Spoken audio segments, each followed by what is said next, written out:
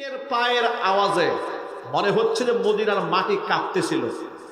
মা আয়েশা তার হুজরাখানায় ছিলেন, উকি মেরে দেখতে চাইলেন এগুলা কিসের আওয়াজে ফ্লোর কাঁপতেছে। দেখলেন প্রচুর পরিমাণ উট ঢুকছে। এই দৃশ্য দেখে মা আয়েশা জিজ্ঞেস করলেন এগুলা কি? জনৈক ব্যক্তি বলল ইনি রাসূলের সাহাবী হযরত আব্দুর রহমান ইবনে আউফ, তার সম্পদ বিদেশ থেকে এগুলা এসেছে, ভিন্ন দেশ থেকে। মা আয়েশা শুনে খুব খুশি হলেন এবং তার সম্পদের জন্য আল্লাহর কাছে দোয়া করলেন। আব্দুর রহমান ইবনে আউফের কানে আওয়াজটা পৌঁছে গেল। উম্মুল মুমিনিন, আমাদের কলিজার টুকরা মা আয়েশা রাদিয়াল্লাহু তাআলা আনহা তার সম্পদের জন্য আল্লাহর কাছে দোয়া করেছেন। এই কথা যখন আব্দুর রহমান ইবনে আউফের কানে গেছে, আব্দুর রহমান ইবনে আউফ রাদিয়াল্লাহু তাআলা আনহু ঘোষণা করলেন, এত বড় উটের বহর নিয়ে, যে খাদ্য সম্ভার নিয়ে উটগুলো মদিনায় ঢুকেছে, একটা খাবারও বিক্রি করা হবে না। আমার মা আমার জন্য দোয়া করে দিয়েছেন, সমস্ত খাবারগুলা গরিবদের মাঝে আর মুসলমানদের মাঝে ফ্রি বিতরণ করে দাও। বন্ধুগণ, কোরআন সুন্নাহর জ্ঞান এটা এক সীমাহীন মহা সমুদ্র। কোরআন কারীম কিন্তু মাখলুক না, কোরআন হচ্ছে কালামুল্লাহ, আল্লাহ পাকের কালাম। এটা আল্লাহ পাকের সিফাত। আল্লাহ পাক যেমন অসীম, কোরআনও অসীম। সুতরাং আল্লাহ পাকের কোনো সীমা রাখা যেমন বান্দার করা সম্ভব নয়, আল্লাহ পাকের গুণেরও সীমা একেবারে চূড়ান্ত পর্যায়ে শেষ করা এটা কোনো মাখলুকাতের পক্ষে সম্ভব নয়। ঠিক কিনা? কারণ যে মস্তিষ্ক দিয়ে আমরা কোরআনের গভীরতা মাপব, আমাদের মস্তিষ্ক হচ্ছে সীমিত। কোরআন বলেছে ওয়ামা উতিতুম মিনাল ইলমি ইল্লা কালিলা, তোমাদেরকে খুব সীমিত জ্ঞান দান করা হয়েছে। আবার নবী রাসূলদেরকে জ্ঞান বৃদ্ধির জন্য আল্লাহর কাছে দোয়া করতে বলা হয়েছে। যেমন হযরতে মূসা কালিমুল্লাহ দোয়া করেছেন, রব্বি জিদনি ইলমা, রব্বি জিদনি ইলমা, আল্লাহ তুমি আমার ইলম বাড়িয়ে দাও। আল্লাহু আকবার বলেন। কোরআন বলছে মানুষের জ্ঞান খুব সীমিত, আর মানুষের জ্ঞানটা হচ্ছে মাখলুক, আল্লাহর সৃষ্ট। আল্লাহর সৃষ্টি যেটা হয় তার শুরু আছে, শেষ আছে। এর একটা সমীক্ষা করা যায়, এর অর্ধপ্রান্ত বের করা যায়। এটার একটা লেয়ার আছে, এর একটা শেষ বলতে একটা জায়গা আছে। মানুষের জ্ঞানের একটা পরিসমাপ্তি আছে, যে এই পর্যন্ত যাওয়ার পরে মানুষের মস্তিষ্ক আর কাজ করবে না। যেমন মহান আল্লাহ রাব্বুল আলামিন যে মহান, আল্লাহ পাককে আমরা কেউ দেখেছি? জোর আওয়াজে বলতে হবে, দেখেছি? আল্লাহ আছেন না নাই? আল্লাহ পাক আছেন। কিন্তু না দেখে আমরা আল্লাহ পাককে কেমনে বিশ্বাস করলাম? এখন আপনি সরাসরি আল্লাহর অস্তিত্ব নিয়ে চিন্তা ভাবনা করলে এই সীমিত জ্ঞান দিয়ে আপনার এই রাডারের মধ্যে আপনি আল্লাহকে আনতে পারবেন না। এই জন্য নবী করিম সাল্লাল্লাহু আলাইহি ওয়াসাল্লাম বলেছেন, তাফাক্কারু ফি খালকিল্লাহ ওয়ালা তাতাফাক্কারু ফিল্লাহ, তোমরা আল্লাহর সৃষ্টি নিয়ে গবেষণা করো, এটা নিয়ে চিন্তা ভাবনা করো।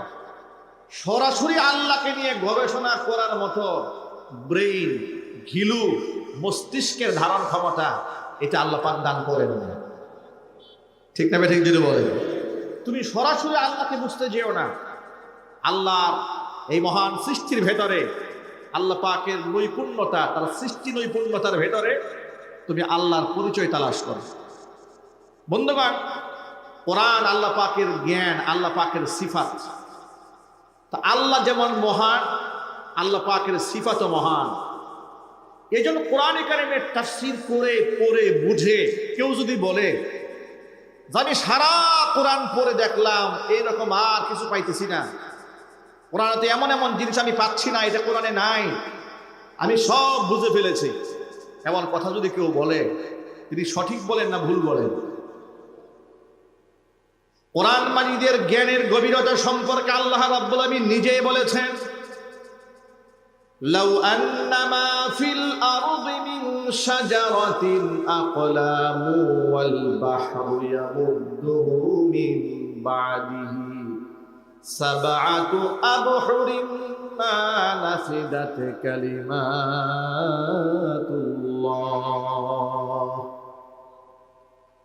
لو أن ما في الأرض من شجرة أقلام জমিনের মধ্যে যত গাছ আছে সমস্ত গাছগুলা যদি কলম বানিয়ে দেওয়া হয়, সমুদ্রে যত পানি আছে সমস্ত পানিগুলা যদি কালি হয়ে যায়, তাহলে আর সেই গাছ নামক কলম দিয়ে পানি নামক কালি দিয়ে যদি আমার কালামের ব্যাখ্যা লেখা শুরু হয়ে যায়, তামাম দুনিয়ার সমস্ত গাছগুলো শেষ হয়ে যাবে, সমস্ত কালিগুলি শেষ হয়ে যাবে। দুনিয়ার মধ্যে যত পানি আছে এই পানির সাথে যদি আরো 7টা সমুদ্র যুক্ত করে দেওয়া হয়, তামাম দুনিয়ার সমস্ত পানিগুলো শুকিয়ে শেষ হয়ে যাবে, আমি আল্লাহর কালিমার ব্যাখ্যা লেখা শেষ হবে না। আল্লাহু আকবার বলেন।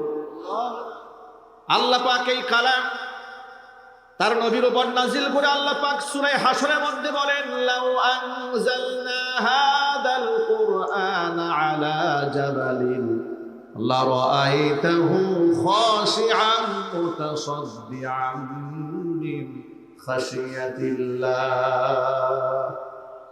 এই কালাম যদি আমি পাহাড়ের উপর অবতীর্ণ করতাম, নবীজি আপনি দেখতে পেতেন পাহাড় এই কালামের ভার বরদাস্ত করতে না পেরে ভীত সন্ত্রস্ত হয়ে পাহাড় পর্যন্ত ভেঙে চুরে চূর্ণ বিচূর্ণ হয়ে যেত।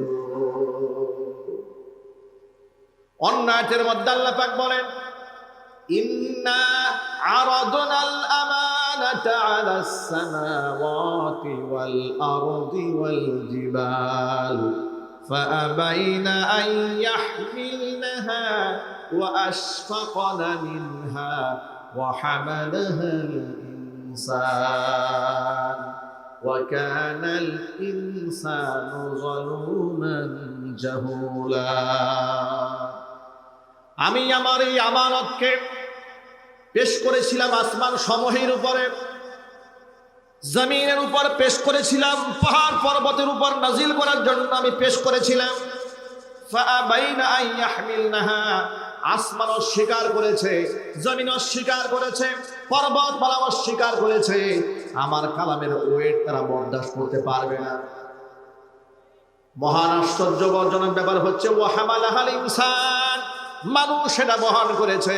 চিৎকার দিয়ে বলতে হবে সুবহানাল্লাহ। আল্লাহ বললেন ওয়া কানাল ইনসানু জাহুলা, মানুষ মূর্খ মানুষ। এটা আল্লাহ পাক রাগের ভাষায় বলেন, এটা মহব্বতের ভাষায় বলেছেন। ওই যে বলেন না, সব কাজ এগুলা দিয়ে হয় না, এই আমার ছোট একটা গাধা আছে এর দিয়ে সব কাজ আমি সেরে ফেলতেছি। মহব্বতের সাথে আল্লাহ পাক বললেন এই জাহেলরা কোরআন বহন করেছে। চিৎকার দিয়ে এখন বলতে হবে আল্লাহু আকবার। ভাইরা আমার, এই কালামের শুরু আছে শেষ নাই।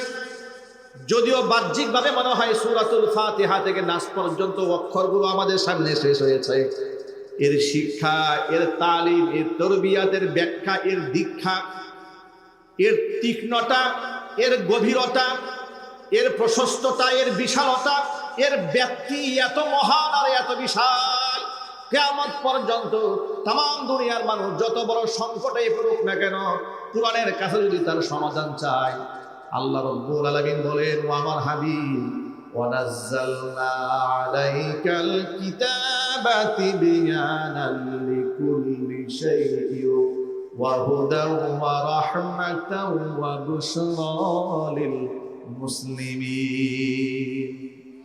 এমন কিতাব নাজিল করেছে আপনার উপরে, তিবয়ানান লিকুল্লি শাইইন, তামাম দুনিয়ার মধ্যে যত কিছু প্রয়োজন আছে, যত প্রকারের জ্ঞান আছে, যত কিছু মানুষের প্রয়োজন, জীবনের সমস্যার সমাধান করতে যা দরকার সব কিছু আমি আল্লাহ তাআলা কোরআনের মধ্যে খুলে বলে দিয়েছি। যদি বলেন সুবহানাল্লাহ। আজকে সেই কোরআন থেকে আমরা নিজেরা মাহরুম হয়েছি, বঞ্চিত হয়েছি। কোরআন শরীফ বাস্তবিক অর্থে আমাদের এই সমাজে কোরআনের কোনো দাম নাই, এটাকে সবচেয়ে অবহেলা করা হয়েছে। আরো দুঃখজনক বাস্তবতা বলি, 90 থেকে 95% মুসলিম অধ্যুষিত এই দেশে যে শিক্ষা কারিকুলামটা তৈরি করা হয়েছে, সেখানে কোরআন শরীফের কোনো দাম দেওয়া হয় নাই। কথা বলে না কেন? কোরআনের কোনো মর্যাদা সেখানে নাই। গানের শিক্ষক নিয়োগ দেওয়ার জন্য প্রাইমারি লেভেলে আইন পাশ হয়ে যায়, কিন্তু একজন ধর্মীয় শিক্ষক নিয়োগ দেওয়ার ব্যাপারে কোনো আওয়াজ নাই। অথচ গানের শিক্ষক নিয়োগ দিলে সমাজে মানুষের চরিত্র নষ্ট হবে, আর কোরআনের শিক্ষক নিয়োগ দিলে মানুষের চরিত্র উন্নত হয়ে যাবে। ঠিক না ঠিক যদি বলেন? সেই কোরআনের প্রতি মানুষের কত অবজ্ঞা, কত তুচ্ছ তাচ্ছিল্য, কত ব্যঙ্গ বিদ্রুপ এই দেশে হয়। আমার মনে হয় ইহুদি আর খ্রিস্টানেরাও এই কোরআনকে এত অবহেলা করে না, তথাকথিত মুসলমানরা কোরআনকে যত বেশি অবহেলা করে। কারণটা কি? কোরআন সম্পর্কে জ্ঞান নেই, ইলম নেই, এর গভীরতা সম্পর্কে, এর থিম সম্পর্কে, স্কিম সম্পর্কে মাত্র আইডিয়া নাই। যার দরুন কোরআন শরীফটাকে মনে করে যে অন্যান্য ধর্মগ্রন্থের মধ্যে যেমন কিছু প্রথা সর্বস্ব কিছু বিধিবিধান আছে, কোরআনটাও এরকম, এটা মনে করে এর কোনো দাম দেয় না। অথচ এই কোরআন দিয়েই তো ১৫০০ বছর আগে নবী করিম সাল্লাল্লাহু আলাইহি সাল্লাম এমন একটা সমাজ বিনির্মাণ করেছিলেন, সেই সমাজের লোকেরা শুধু তাহাজ্জুদ গুজারি নামাজই হয় নাই, শুধুমাত্র মুজাহিদ জন্মগ্রহণ করে নাই, সে সমাজ পৃথিবীতে এমন আদর্শ মানুষ উপহার দিয়েছিল যাদের একজন ব্যক্তির সাথে পৃথিবীর কোনো বুদ্ধিজীবী, কবি, সাহিত্যিক, গবেষক, দার্শনিক, এমনকি দুনিয়াতে এত বড় বিশ্ববিদ্যালয় হয়েছে, অক্সফোর্ড বিশ্ববিদ্যালয় হয়েছে, ক্যামব্রিজ হয়েছে, তাম দুনিয়ার বিশ্ববিদ্যালয় থেকে যারা ডক্টরেট নিয়েছে, পিএইচডি করেছে, থিসিস করেছে, গবেষণা করেছে, সমস্ত গবেষণা এক পাল্লায় দিলে একজন সাহাবীর জ্ঞানের সমতুল্য হবে না। কথা ঠিক নেবেন একজনে বলেন? হয়তো তারা রকেট আবিষ্কার করতে পেরেছে, বিজ্ঞান হয়তো প্লেন আবিষ্কার করেছে, সায়েন্স টেকনোলজি অনেক উৎকৃষ্ট আমাদের উপরে চলে গেছে, এই সমস্ত ইউনিভার্সিটি, এই সমস্ত ল্যাব, এই সমস্ত বিশ্ববিদ্যালয় দুনিয়াবাসীকে বড় বড় doctor, engineer, lawyer, barrister, professor উপহার দিয়েছে। কিন্তু সাহাবায়ে কেরাম রাদিয়াল্লাহু তাআলা আনহুম আজমাইন কোরআনের ছাত্র হয়ে, কোরআনের তালিম গ্রহণ করে যেমন আদর্শ মানুষ তারা হয়েছিলেন, আল্লাহর কসম করে বলি একটা আবু বকর বিশ্বের বিশ্ববিদ্যালয়গুলো উপহার দিতে পারে নাই। ঠিক না ঠিক যদি বলেন? একটা ওমর উপহার দিতে পারেনি, একটা আব্দুর রহমান ইবনে আউফের মতো ব্যবসায়ী উপহার দিতে পারেনি। এই সমাজের পুঁজিবাদী অর্থ ব্যবস্থা, সমাজ ব্যবস্থা ইউনিভার্সিটি লেভেল থেকে বিজিএমইতে পড়াশোনা করে, বিকেএমইতে পড়াশোনা করে, এমবিএ করে, বিবিএ করে, ব্যবসা বাণিজ্যের উপর যত প্রকারের কোর্স আছে, চাকরি বাকরির উপরে যত রাস্তাঘাট আছে, সব শিখে চেয়ারে যখন বসে, উনি আর মানুষ হয়ে বসেন না, মানুষের লেভেলে বসে থাকেন। তার ব্যক্তিগত চরিত্র, আখলাক, মুআমালাত জানোয়ার কেউ ছাড়াইয়া যায়। কথা একটু যদি বলতে হবে, ঠিক না ঠিক যদি বলে, পশুত্ব কেউ হার মানিয়ে দেয়। আব্দুর রহমান ইবনে আউফ রাদিয়াল্লাহু তাআলা আনহু একটা ম্যাগনেট, ব্যবসায়িক ম্যাগনেট ছিলেন তিনি বলেছেন, আমি মদিনাতে এসে জীর্ণ শীর্ণ অবস্থায় ব্যবসা শুরু করলাম, আমি বিবাহ করলাম খুব শর্টকাটে, বিবাহ করে হুজুরের কাছে দেখা করতে গিয়েছি, আমার হাতের মধ্যে হুজুর রং টং দেখে, কিছু আলামত দেখে জিজ্ঞেস করলেন না যে আব্দুর রহমান কি ব্যাপার, তুমি বিবাহ করেছো? তিনি বললেন, হ্যাঁ আল্লাহ নবী সাল্লাল্লাহু আলাইহি ওয়াসাল্লাম, আমি বিবাহ করেছি। হুজুর বললেন, আউলিম ওয়ালাউ বিশাতিন, বিবাহ যেহেতু করেছো একটা ছাগল দিয়ে হলো তুমি ওলিমা করো। এরপরে তিনি হুজুর আমার জন্য, আমার সম্পদের জন্য দোয়া করলেন। আব্দুর রহমান ইবনে আউফ রাদিয়াল্লাহু তাআলা আনহু বলছেন, আল্লাহ রাসূল যখন আমার সম্পদ এবং ব্যবসার জন্য দোয়া করলেন, বিবাহ করার পরে এমন অবস্থা হয়েছে, আমি ছায়ের মধ্যে হাত দিয়েছি, আল্লাহ পাক সেই ছাইকে সোনা বানিয়ে দিয়েছেন। জীবনে লস বলতে কি আমি চোখে দেখি নাই। এমন সম্পদ এবং প্রাচুর্যের মালিক হলেন তিনি। যেহেতু পিরোজপুর আজকের তাফসীর মাহফিলের এই বক্তব্যগুলো আমার অনেক ব্যবসায়ী ভাইরা শুনতে পাচ্ছেন, ব্যবসায়ী ভাইদের জন্য ছোট্ট একটু সবক শোনাই। হালালের মধ্যে যে বরকত আছে, হারামের মধ্যে সেই বরকত নাই। মেজরিটি পার্সেন্ট ব্যবসায়ীরা সুদ নিয়ে ব্যবসা করে, সুদের লেনদেন করে, মানুষের সাথে ধোঁকাবাজি করে, প্রতারণা করে, ওজনে কম দেয়, খাদ্যে ভেজাল দেয়, 2 নাম্বার জিনিসকে 1 নাম্বার বলে চালায়া দেয়। বড় বড় পাম্পের মালিকরা তেল দেওয়ার সময় তারা তেল পরিমাণে কম দেয়। মিষ্টির দোকানদারেরা মিষ্টি ওজন দেওয়ার সময় প্যাকেটটাকে 200 গ্রাম বানায় ওজন দিয়ে দেয়। এই বাস্তবতা এই সমাজে আছে না নাই?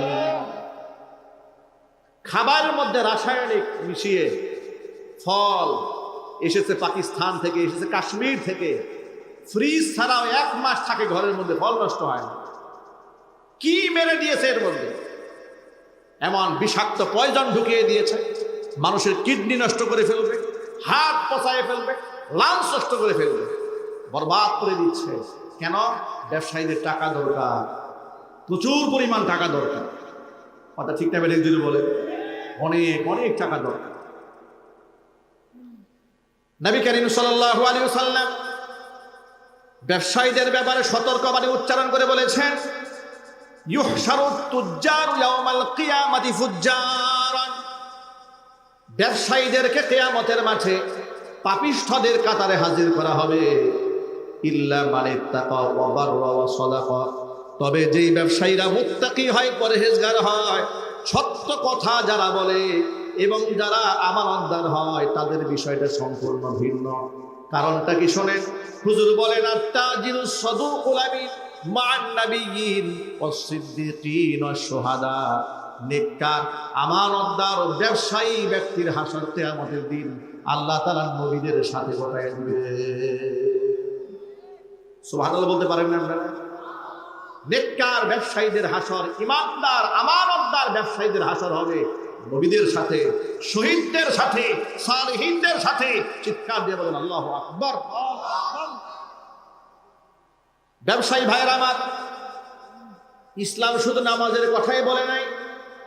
এমন যেন না হয় মসজিদে জামাতের সাথে নামাজ আদায় করে ক্যাশ কাউন্টারে বসলেন, আর দোকানে মালামাল নেওয়ার জন্য কাস্টমার এসেছে, আপনি ওজনে কম দিয়ে দিলেন, আবার বললেন ভাই যা দেওয়ার তাড়াতাড়ি দেন, তাড়াহুড়া করে কিছু কম দিয়ে দোকান থেকে ছেড়ে দৌড়ে গিয়ে নামাজে দাঁড়ায় গেলেন। আল্লাহর কসম করে বলি, এই নামাজ আপনাকে মুক্তি দিবে না। এই নামাজ আপনাকে মুক্তি দেবে না, এই আমল আপনাকে মুক্তি দেবে না। সাবধান হয়ে যান। আল্লাহর নবী সাল্লাল্লাহু আলাইহি ওয়াসাল্লাম একটা হাদিস শোনাচ্ছে আপনাদেরকে। মাররা রাসূলুল্লাহ সাল্লাল্লাহু আলাইহি ওয়াসাল্লাম আলা সুবরাতি তুআমিন। হুজুর বাজার দিয়ে হেঁটে যাওয়ার সময় খাবারের স্তূপের পাশ দিয়ে অতিক্রম করলেন। এমন সময় ফা আদখালা ইয়াদাহু ফি তুআমিহি, একেবারে খাবারের ভিতরে হাত ঢুকাই দিলেন নবী সাল্লাল্লাহু আলাইহি ওয়াসাল্লাম। খাবারের ভিতরে, বস্তার ভিতরে হাত ঢুকিয়ে দেখে উপরের খাদ্যের দানাগুলো শুকনা আর নিচে ভেজা। হুজুর জিজ্ঞেস করলেন ব্যবসায়ীকে, কি ব্যাপার? সাহিবুত তাআমকে জিজ্ঞেস করলেন, নিচের খাবারের অংশগুলো ভিজা, উপরে শুকনা, তুমি কি ওজন দেওয়ার সময় পাবলিককে এটা বলে দাও? তিনি জিজ্ঞেস করলেন এই অবস্থায় কারণটা কি? উপরে একরকম, ভিতরে আরেক রকম, কারণটা কি? উনি বললেন, আসাবাতুস সামা, হে আল্লাহর নবী, বৃষ্টি হয়েছিল তো, বৃষ্টির পানিতে নিচের অংশ ভিজে গেছে। হুজুর বললেন, তো ভিজা অংশটা উপরে উঠায় রাখতা, অন্তত পক্ষে ক্রেতা সাধারণ দেখতো যে কিছু অংশ ভিজা আছে, কিছু অংশ শুকনা আছে। মনে রেখো, মান গাসসা ফালাইসি মিন্নি, যেই ব্যক্তি আমাকে ধোঁকা দেয়, যে ব্যক্তি মানুষকে ধোঁকা দেয়, সেই ব্যক্তি আমি মুহাম্মদ সাল্লাল্লাহু আলাইহি ওয়াসাল্লামের উম্মার অন্তর্ভুক্ত নয়। কল্পনা করা যায়? সামান্য তুমি একটু খাবার ভেজার শুকনার ব্যবধানে হুজুর যদি এটাকে ধোঁকাবাজি বলেন, আজকে আমাদের সমাজে হচ্ছেটা কি? একটু তাকায় দেখে কি হচ্ছে সমাজে। খাবার দাবার গুলো সব বরবাদ করে দেওয়া হয়েছে। ইসলাম তো আমাদেরকে একটা পূর্ণাঙ্গ জীবন ব্যবস্থা উপহার দিয়েছে। এ সমাজের মানুষ যদি ইসলাম মানত, আল্লাহর কসম করে বলি, জান্নাতের সুখ দুনিয়া থেকে পাওয়া শুরু করে দিল। ঠিক না ঠিক যদি বলেন? আব্দুর রহমান ইবনে আউফ রাদিয়াল্লাহু তাআলা আনহু শুধুমাত্র সম্পদের দিক থেকে তিনি ধনী ছিলেন না, মনটা সম্পদের চেয়ে বেশি আল্লাহ পাক ধনী বানিয়ে দিয়েছিল। আল্লাহর হাবিব সাল্লাল্লাহু আলাইহি সাল্লাম বলেছেন, লাইসাল গিনা গিনাল মাল ওয়ালাকিন্নাল গিনা গিনান নাফস। সম্পদের প্রাচুর্যটাই মূলধন সম্পদ নয়, আসল সম্পদ হচ্ছে অন্তরের ধনাঢ্যতা। যার মনটা ধনী সেই হচ্ছে আসল ধনী। আব্দুর রহমান ইবনে আউফ মনের দিক থেকে কতটা ধনী দেখেন। নবী করিম সাল্লাল্লাহু আলাইহি ওয়াসাল্লামের ইন্তেকাল হয়ে গেছে। আবু বকর সিদ্দিক রাদিয়াল্লাহু তাআলা আনহু শাসন ব্যবস্থা পরিচালনা করছেন। মদিনাতুল মুনাওয়ারার মধ্যে মুসলমানদের খাদ্য সংকট দেখা দিল। খুব কষ্টে মুসলমানরা জীবনযাপন করছে। এমন সময় আব্দুর রহমান ইবনে আউফ রাদিয়াল্লাহু তাআলা আনহুর ব্যবসায়ী একটা কাফেলা এসেছে। 1000 উট ভর্তি বিদেশি খাবার এগুলা বাজারে বিক্রি করার জন্য তিনি এনেছেন। তিনি তো তখন ইন্টারন্যাশনাল মানে ব্যবসায়ী হয়ে গেছে। আল্লাহর রাসূলের দুয়ার বদৌলতে আব্দুর রহমান ইবনে আউফ পৃথিবীর সেরা ব্যবসায়ীদের অন্তর্ভুক্ত হয়েছেন তৎকালীন যুগে। জুড়ে বলেন আল্লাহু আকবার। 1000 উট যখন মদিনায় ঢুকেছে, হাদিস শরীফে এসেছে, উটের পায়ের আওয়াজে মনে হচ্ছে যে মদিনার মাটি কাঁপতেছিল। মা আয়েশা তার হুজরাখানায় ছিলেন, উকি মেরে দেখতে চাইলেন এগুলা কিসের আওয়াজে ফ্লোর কাঁপতেছে। দেখলেন প্রচুর পরিমাণ উট ঢুকছে। এই দৃশ্য দেখে মা আয়েশা জিজ্ঞেস করলেন এগুলা কি? জনৈক ব্যক্তি বলল ইনি রাসূলের সাহাবী হযরত আব্দুর রহমান ইবনে আউফ, তার সম্পদ বিদেশ থেকে এগুলা এসেছে, ভিন্ন দেশ থেকে। মা আয়েশা শুনে খুব খুশি হলেন এবং তার সম্পদের জন্য আল্লাহর কাছে দোয়া করলেন। আব্দুর রহমান ইবনে আউফের কানে আওয়াজটা পৌঁছে গেল। উম্মুল মুমিনিন, আমাদের কলিজার টুকরা মা আয়েশা রাদিয়াল্লাহু তাআলা আনহা তার সম্পদের জন্য আল্লাহর কাছে দোয়া করেছেন। এই কথা যখন আব্দুর রহমান ইবনে আউফের কানে গেছে, আব্দুর রহমান ইবনে আউফ রাদিয়াল্লাহু তাআলা আনহু ঘোষণা করলেন, এত বড় উটের বহর নিয়ে যে খাদ্য সম্ভার নিয়ে উটগুলো মদিনায় ঢুকেছে, একটা খাবারও বিক্রি করা হবে না। আমার মা আমার জন্য দোয়া করে দিয়েছেন সমস্ত খাবারগুলা গরিবদের মাঝে আর মুসলমানদের মাঝে ফ্রি বিতরণ করে দাও। সুবহানাল্লাহ হইল না আপনাদের? আরো জোরে বলতে হবে আল্লাহু আকবার। ভাবা যায় ভাইরা, শুধু সম্পদের একটু মালিক হলে বড়লোক হওয়া যায় না। বড়লোক হতে হয় অন্তরের প্রশস্ততা, অন্তরের ধন। যার মন ধনী সে আসল ধনী। ঠিক না ঠিক? এই সমাজে অনেক শিল্পপতি আছে ফকিরের চাইতেও নিকৃষ্ট, আবার অনেক রিক্সা চালক আছে শিল্পপতির চাইতেও শ্রেষ্ঠতম ধনী আল্লাহর কাছে। আপনি মাহফিলের জন্য গেছেন, ভাই সাহায্যের প্রয়োজন, রিক্সা চালিয়ে খায়, 500 টাকা দিয়ে ফেলেছে। শিল্পপতি গেছেন তার কাছে, 200 টাকা দেওয়ার আগে 6টা নসিহত করে দিছে। ওয়াজ করে কি হবে? ওয়াজে ফায়দা কি? নানাবিধ কথা বলে মুখ ফিরে নিয়েছে। তার কাছে সহজে যাওয়াও যায় না। আমরাও তো বিভিন্ন প্রতিষ্ঠান চালাই, মসজিদ মাদ্রাসার সাথে সংশ্লিষ্ট। যারা কালেক্টর আছেন তারা বলেন, হুজুর ধনীদের আচরণ এত নিকৃষ্ট। ধনীরা 1টা টাকা দেওয়ার সময় 5টা কথা শোনায় দেয়। পক্ষান্তরে গরিবরা টাকা দেওয়ার সময় দ্বিধা করে না, আল্লাহর সন্তুষ্টি কল্পে দান করে। যদি কোন আল্লাহু আকবার। ভাইরা এই কথাটা কেন বললাম? যেহেতু কথাটা অনেক ব্যবসায়ী ভাইরা শুনতে পাচ্ছেন। ব্যবসায়ী ভাইরা কৃপণতা করবেন না, বখিলামি করবেন না, আল্লাহর সন্তুষ্টি কল্পে দান করুন। আল্লাহ রাব্বুল আলামিন আপনার ব্যবসার মধ্যে বারাকা দান করবেন। আল্লাহ যেন কবুল করে নেন। জোরে কোন আমিন। আর জোরে বলেন না আল্লাহুম্মা আমিন। বন্ধুগণ আমার, মূল কথায় ফিরে আসি। নবী করিম সাল্লাল্লাহু আলাইহি ওয়াসাল্লাম আমাদের জন্য উত্তম একটা জীবন ব্যবস্থা বিশ্ববাসীকে উপহার দিয়েছেন। এই সমাজের মধ্যে মানুষ যত ধরনের প্রবলেমের সম্মুখীন হন, সকল সলিউশন কোরআন সুন্নাহর মধ্যে আছে। কিন্তু কোরআন সুন্নাহ থেকে এই শিক্ষাগুলো আমরা গ্রহণ না করে আমরা এই সমাজের শান্তি খুঁজতে যাই আমেরিকান বুদ্ধিজীবীদের কাছে, ভারতের বুদ্ধিজীবীদের কাছে, রাশিয়ান বুদ্ধিজীবীদের কাছে।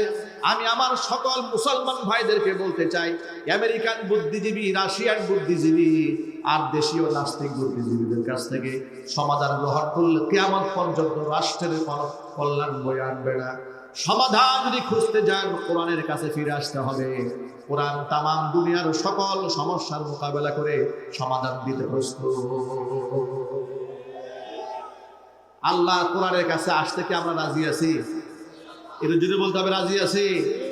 কারা কারা রাজি আছেন? তো হাত দেখতে চাচ্ছি। আল্লাহ যেন কবুল করেন। জোরে বলেন আমিন। হাত নামা। এখন যে কোরআন থেকে আপনি ব্যাখ্যা নেবেন, যে কোরআন থেকে আপনি শিক্ষাটা নেবেন, এই কোরআনের শিক্ষা আপনি কার কাছ থেকে নেবেন?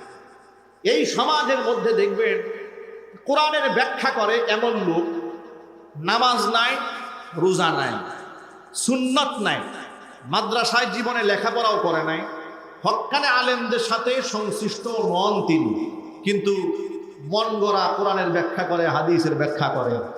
এরকম লোক সমাজে আছে না ভাই? একটু যদি বলেন আছে না নাই? স্বৈরাচারীর আমলে ফাইটটা যাই মার্কে একটা শিল্পী ছিল মানিকগঞ্জের, উনি এমপি হয়ে বসেছিলেন, যদি চরিত্রে কোনো বালাই ছিল না। উনি জাতীয় সংসদে দাঁড়িয়ে বলেছিলেন এই দেশের ওয়াজ মাহফিলগুলোর মধ্যে অশ্লীলতা সাইলাত করা হয়, অশ্লীল কথাবার্তা বলা হয়, অথচ যিনি আলেম ওলামাদের ব্যাপারে এমন বিশুদ্ধার করলেন, কোরআনের মাহফিল ব্যাপারে বিশুদ্ধার করেছিলেন, তার নিজের কিন্তু কোনো চরিত্র নাই।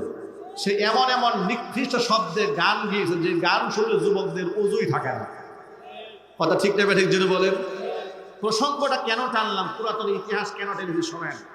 সে সংসদে দাঁড়িয়ে বলেছিল আমি বুখারী শরীফ পড়েছি, মুসলিম পড়েছি, তিরমিজি পড়েছি, আবু দাউদ পড়েছি, নাসাই পড়েছি, ইবনে মাজাহ পড়েছি, সিয়াসিত্তার সব কিতাব পড়া শেষ। সিয়াসিত্তার সব কিতাব পড়া শেষ বাউল এবং ফাউলদের। তার কাছ থেকে লোকেরা কোরআন হাদিসের জ্ঞান শিখতে যায়। বড় দুঃখ লাগে এখনো পর্যন্ত গ্রামগঞ্জে এদেশের সহজ সরল মনা বৃদ্ধ বাবারা, আমার বৃদ্ধ মায়েরা কোরআন সুন্নাহর জ্ঞান না থাকার কারণে বাউলরা, ফাউলরা, বয়াতি শিল্পীরা ধর্মের নামে যে কুফুরি কথাবার্তা বলে, শিরিকি কথাবার্তা বলে, বেদাতি কথাবার্তাগুলো বলে, সেগুলো খুব ঠান্ডা মাথায় শুনে, আবার শুনে শুনে চোখের পানি ছেড়ে কাঁদবে।